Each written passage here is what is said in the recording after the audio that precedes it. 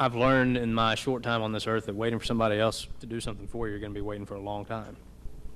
And there's been a lot of talk about the melting pot, and that is what makes America great. That's one of the things that I love about this country, and I think that having all those different backgrounds coming in to form one is what makes America the greatest country on the face of the earth. And one of the things that allows that melting together is a common language. Without it, we're not a melting pot, we're a stir fry, basically. Whether or not we pass this and make this the official language of the city of Louisville, it is the official language of opportunity in this country. It's the official language of commerce and of industry and of trade. Maybe not every industry and maybe not every trade, but it is the official, it's the key that unlocks the door to every opportunity in this country. There's been a lot of words thrown around here tonight, some pretty serious words. Words like bigot, prejudice, hateful, acting out of fear and insecurity, references to the Klan, references to acting out of sheer political gain, words tossed at this entire body, maybe me specifically, but by people who I've never met, who've never had a conversation with me, who don't know me from Adam. I've not accused anyone who opposes this of wanting to give Louisville and the state of Texas back to Mexico, because I don't know your motivation for why you're opposed to this. And I think and that would be absurd. And I think it's absurd for anyone to walk in here and assume the motivations of anybody up here. This resolution would put, as I said before, would confirm the policy direction that we just made on item 15. What it would not do, it's not going to create some language police. Nobody's going to kick down your door to ask you what language you're speaking at home. If you call 911 and English is not your best language, nobody's going to hang up on you. If you're a criminal defendant, you're not going to go to jail because you couldn't understand the proceedings that are going on in the courts. If there's an item that's related to the public welfare and safety and health of this community, it's covered by this resolution. Read the exceptions that are there. Nothing that we're currently doing would change other than the fact that we would make it official, that this is the language of the business of governing the people of Louisville. And so some may say, well, then it's just a symbolic gesture and why bother? Well, because symbols matter. These flags behind me are just colored pieces of cloth, but for what they symbolize.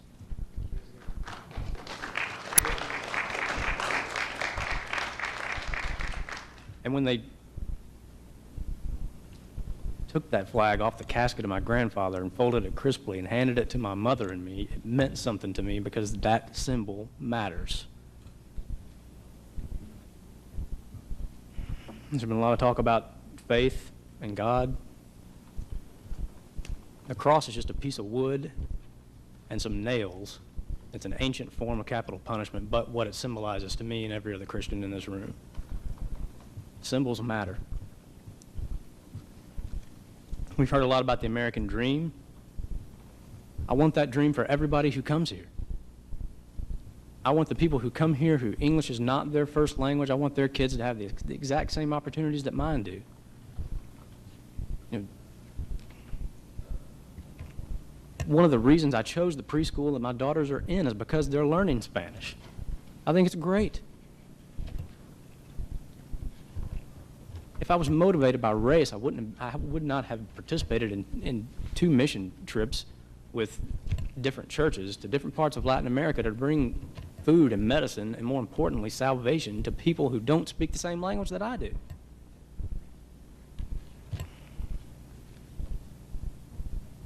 It is the American language. It is the language of the American dream.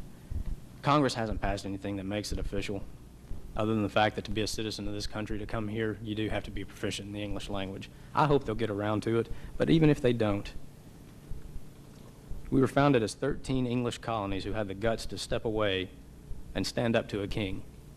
And when we did it with a Declaration of Independence, a document that shook the foundation of the world, and it was written in English.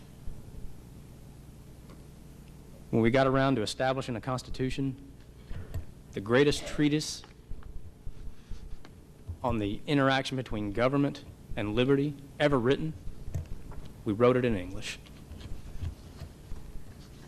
When Abraham Lincoln struck the single greatest blow for freedom and liberty and equality that one man has ever done with the stroke of the pen, when he signed the Emancipation Proclamation, he signed a document that was written in English. When we as Americans showed the world what we can do when we put our minds to it, and we put a man on the moon, and we left a plaque there that said we came in peace for all mankind, that plaque's written in English. When those words came back to America, this is one small step for man and one giant leap for mankind, they came back in English. The world is getting smaller. This is not about being opposed to diversity. You cannot escape diversity. It's everywhere. But the reason it gets smaller is because there's a language that we can all understand. Somebody mentioned earlier that there are more English speakers in China than there are here. That makes this a smaller world. And that's a good thing. When we get back to this English as the language of the American dream, and it goes beyond just our dream. When Ronald Reagan stood in front of the Berlin Wall and practically single-handedly brought on the onslaught that brought down the Iron Curtain and ended communism and won the Cold War, he did it by challenging Mr. Gorbachev to tear down this wall. And he did it in English. And finally, one more thing. There's been a lot of talk about race and about divisiveness. And the fact is that racial tension and racial divisiveness has become a cottage industry in this country. And that if we ever did get past racial issues, a lot of people would be out of a job. And so they make sure that there's racial tension around issues where it was never intended. They can't find some, they'll foment some. And I beg anyone who's listening to me, we choose what unites us and what divides us. We don't have to listen to the rabble-rousers on either side of an issue. I don't know how else to say it. We choose to be united around a common language or to say that it divides us. Not the talking heads, not the spin from the media, not the head of this organization or that organization or this elected official or that elected. You decide what's in your heart. And by having this on the agenda to confirm what we've just done policy-wise, if nothing else, then the council's taken a stand one way or the other, and the accountability will lie with you at the ballot box, and that's where it belongs. You don't get to vote on every city staffer and every decision made by every department in the city, but you get to vote on us. I'll tell you, I don't know how this is going to go. I don't know if this thing's going to pass. I don't know if I am, by taking this up and bringing this up, if I'm talking myself right out of office. But I'll be perfectly honest with you, I don't care. I would rather stand for what I believe in and lose an election than get reelected to anything and compromise these people.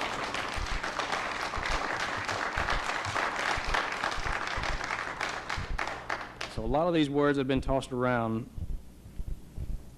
prejudice, bigotry, insecurity, fear. Like I said, they were tossed around by people who've never met me. They've never had a conversation with me. Probably before tonight couldn't even pick me out of a lineup. But they'd already made that judgment that was my motivation. They prejudged me, which is the root of the word prejudice. So when you start tossing accusations around, be very careful, because those words, those are big rocks to be tossing if you're living in a glass house.